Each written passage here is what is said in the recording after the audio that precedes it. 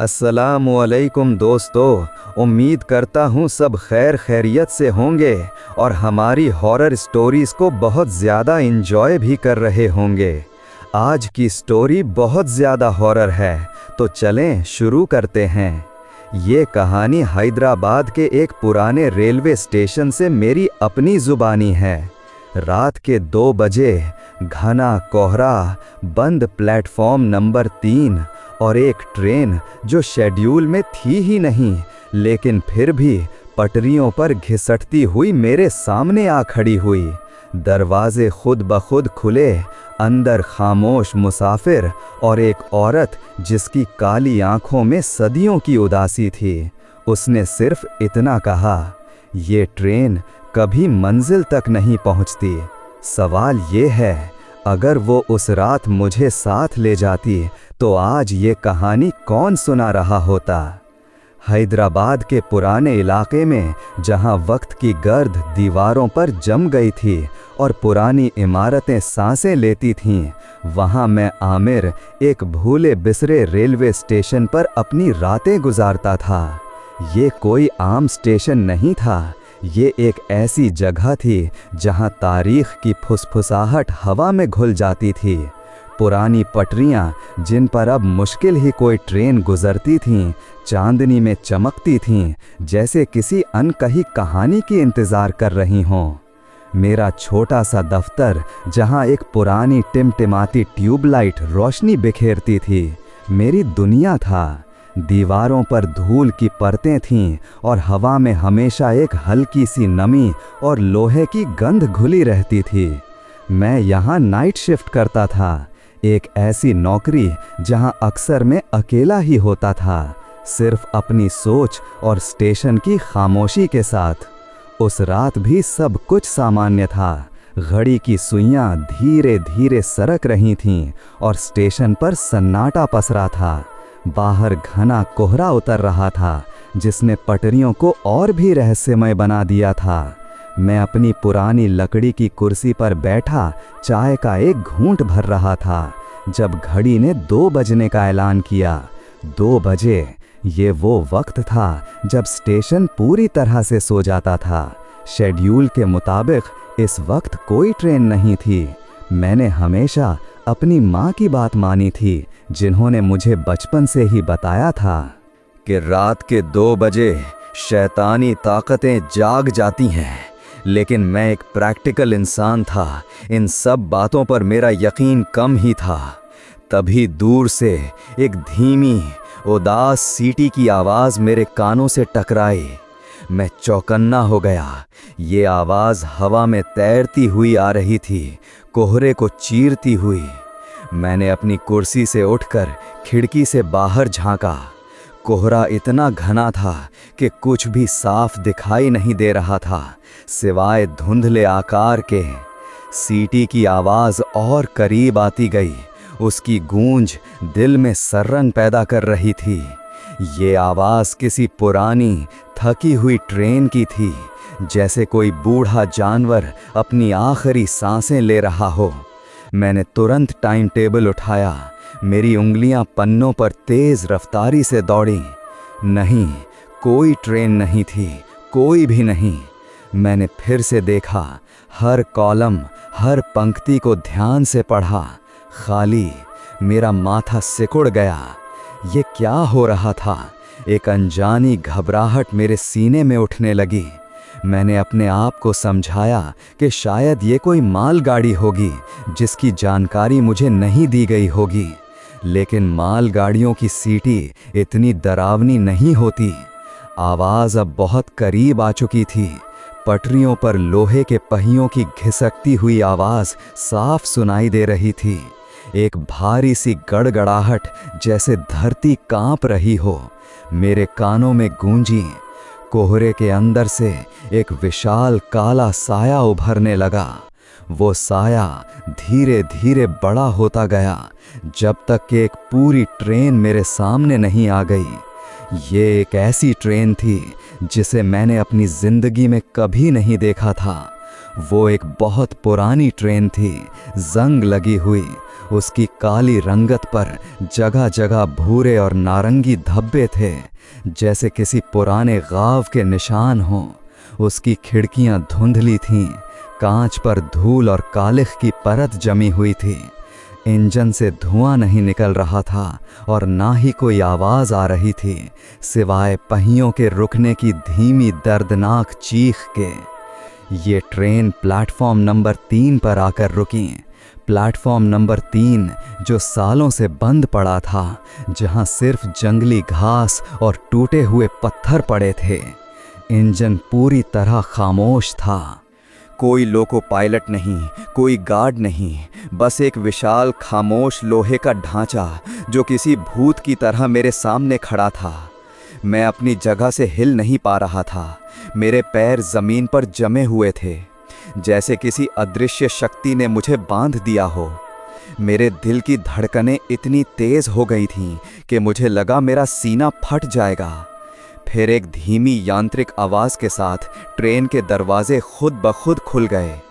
अंदर से कोई रोशनी नहीं आ रही थी, सिर्फ एक गहरा काला शून्य जिसमें कुछ धुंधली आकृतियां दिखाई दे रही थीं। मैं अपनी सांसें रोके हुए था, ये जानने के लिए कि आगे क्या होगा। अंदर कुछ लोग बैठे थे, वो हिल नहीं रहे थे, ना ही कोई आवाज़ कर रहे थे। वो सिर्फ सामने देख रहे थे। उनकी आंखें खाली और बेजान थीं।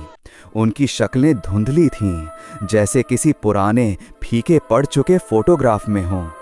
उनमें से कुछ के कपड़े फटे हुए थे और उनके चेहरे पर दर्द और सदमे के निशान थे।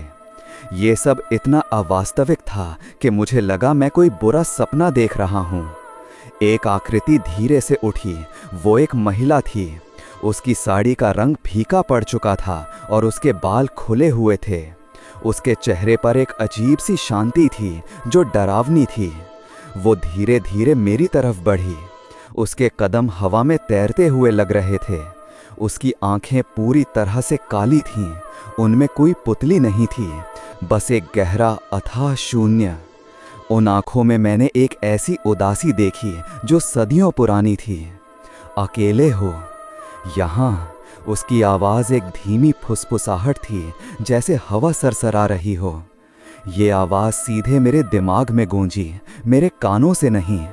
मेरे गले से आवाज़ नहीं निकली, मैंने सिर्फ सर हिलाया। ये ट्रेन कभी अपनी मंजिल तक नहीं पहुंचती, उसने कहा। उसकी काली आंखें मुझ पर गड़ी थीं।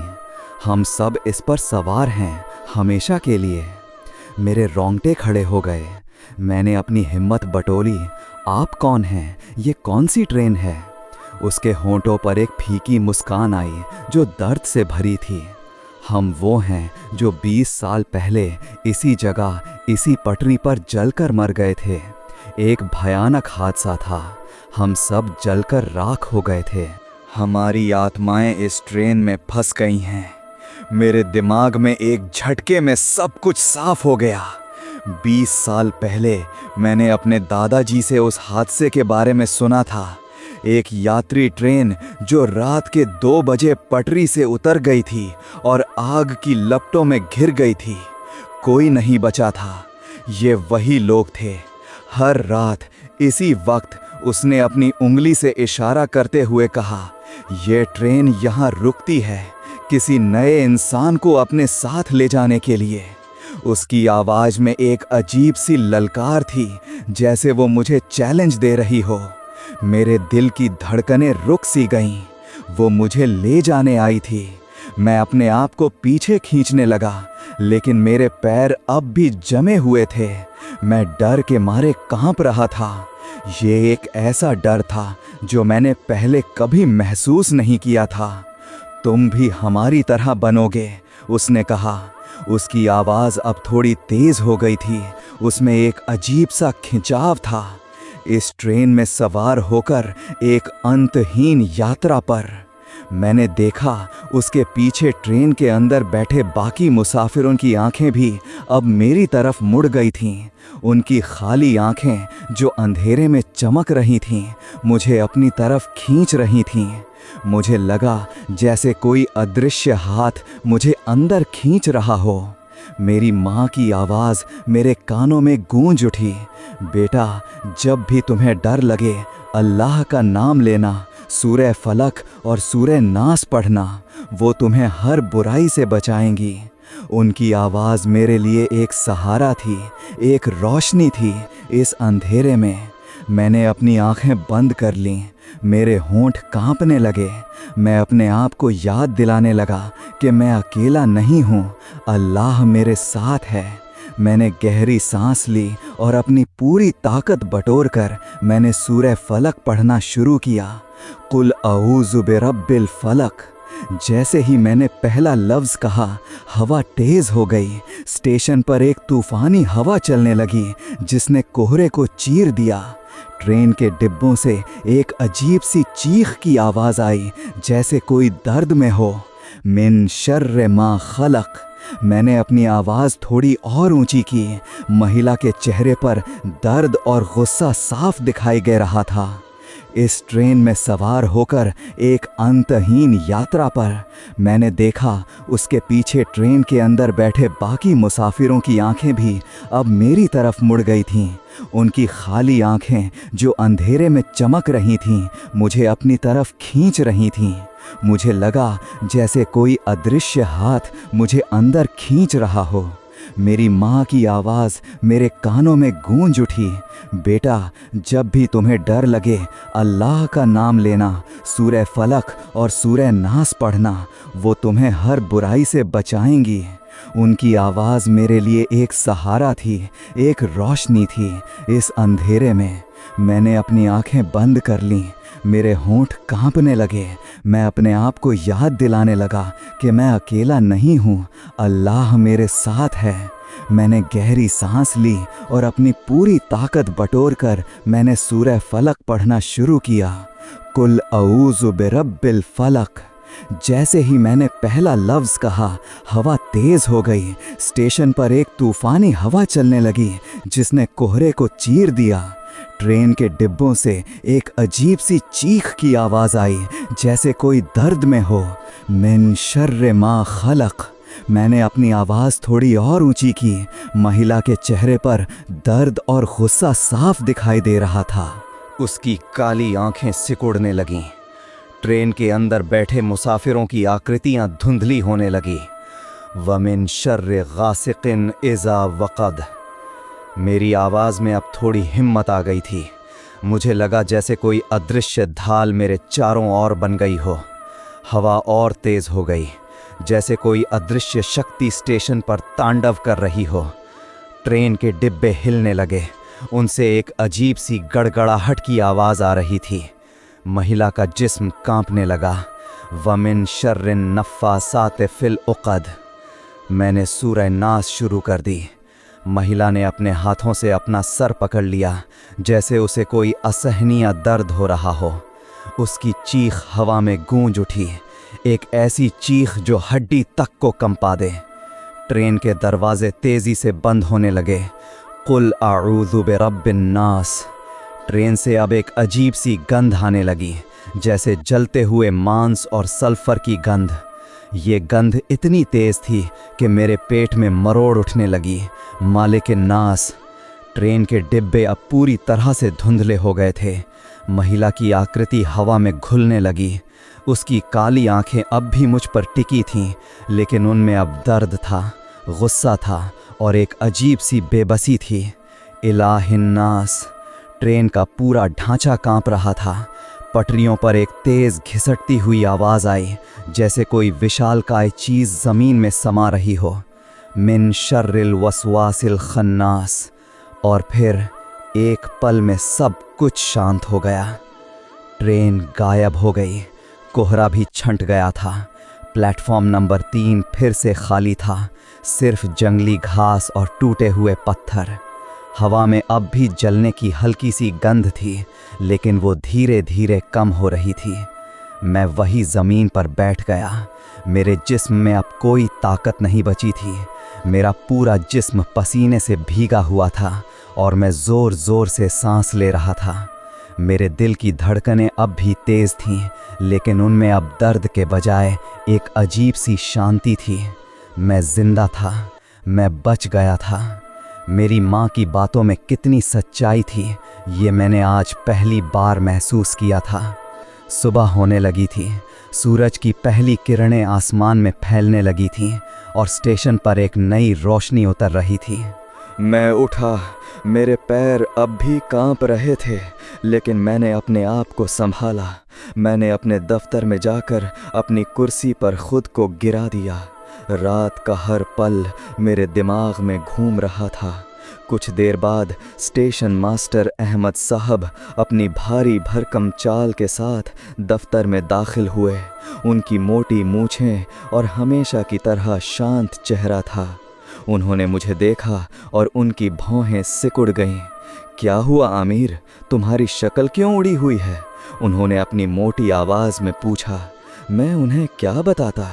क्या वो मेरी बात पर यकीन करते? वो मुझे पागल समझते? कुछ नहीं साहब, मैंने अपनी आवाज़ को सामान्य करने की कोशिश की, लेकिन वो लड़खड़ा गई। बस रात को नींद नहीं आई। अहमद साहब ने मेरी तरफ एक अजीब सी नज़र से देखा। नींद नहीं आई? ऐसा लगता है जैसे तुमने कोई भूत देख लिया हो। उनके अल्फाज मेरे दिल में एक तीर की तरह लगे। उन्होंने अनजाने में ही सच कह दिया था। अच्छा सुनो, उन्होंने कहा अपनी कुर्सी पर बैठते हुए। मुझे याद आया आज 20 साल पूरे हो गए। मैंने उनकी तरफ देखा। किस बात के साहब? अरे वही 20 साल पहले जो ट्रेन हादसा हुआ था, इसी स्टेशन के पास प्लेटफॉर्म नंबर 3 पर यात्री ट्रेन जलकर राख हो गई थी। कोई नहीं बचा था। उनकी आवाज़ में एक हल्की सी उदासी थी। आज ही के दिन रात के 2 बजे मेरे रोंगटे खड़े हो गए। अहमद साहब ने मेरी बात को बिना किसी सबूत के ही सच साबित कर दिया था। ये सिर्फ एक इत्तेफाक नहीं हो सकता था। लोग कहते हैं, उन्होंने अपनी आवाज़ धीमी करते हुए कहा, कि उन बेचारे यात्रियों की आत्माएं आज भी भटकती हैं। कुछ पुराने लोग तो ये भी कहते हैं कि हर साल इसी रात उसी वक्त एक भूत या ट्रेन यहाँ आकर रुकती है। लेकिन ये सब पुरानी कहानियाँ हैं, तुम तो जानते हो, उन्होंने हंसाते हुए कहा। लेकिन उनकी हंसी में एक अजीब सी घबराहट थी। मैंने उनकी तरफ देखा लेकिन कुछ नहीं कहा। मुझे अब किसी सबूत की ज़रूरत नहीं थी। मैंने अपनी आँखों से देखा था, अपनी आत्मा से महसूस किया था। उस दिन के बाद मैंने नाइट शिफ्ट छोड़ दी। मैंने अपनी नौकरी बदल दी और एक ऐसी जगह चला गया जहां रातें शांत और सामान्य हों। लेकिन उस रात की यादें मेरा पीछा नहीं छोड़ती। जब भी रात के 2 बजते हैं, मेरे कानों में दूर से आती हुई एक उदास सीटी की आवाज़ गूंजने लगती है। मुझे आज भी वो काली आंखें याद हैं, वो जंग लगी ट्रेन और वो खामोश मुसाफिर। कभी कभी मैं सोचता हूँ, क्या वो ट्रेन आज भी प्लेटफॉर्म नंबर 3 पर आती होगी? क्या वो आज भी किसी नए इंसान को अपने साथ ले जाने के लिए इंतज़ार करती होगी? मुझे नहीं पता, लेकिन मुझे ये पता है कि मेरा ईमान अब पहले से कहीं ज़्यादा मजबूत हो गया है। मैंने मौत और मंजिल के बीच का फ़र्क समझा है, और ये भी कि कैसे एक इंसान अपनी आस्था से सबसे बड़े डर का सामना कर सकता है। वो रात मेरे लिए सिर्फ एक डरावना तजुर्बा नहीं थी, बल्कि एक ऐसी सीख थी जिसने मेरी ज़िंदगी को हमेशा के लिए बदल दिया। मैं बच गया था, लेकिन उस ट्रेन में फंसे लोगों की अधूरी यादें आज भी मेरे जहन में एक दर्दनाक गूंज की तरह मौजूद हैं। और हाँ, अब मुझे पता है कि रात के 2 बजे शैतानी ताकतें सच में जाग जाती हैं। अगर आपको लगता है कि कुछ जगहें सिर्फ इमारत नहीं बल्कि अधूरी रूहों का इंतज़ार होती हैं, तो इस कहानी को लाइक ज़रूर करें। कमेंट में बताएं कि अगर आप मेरी जगह होते तो क्या करते हैं। और अगर आप ऐसी ही सच और खौफ से भरी कहानियाँ सुनना चाहते हैं तो चैनल को सब्सक्राइब करें और इस वीडियो को शेयर करें, क्योंकि कभी कभी एक कहानी सिर्फ डर नहीं देती, वो ईमान भी मजबूत करती है।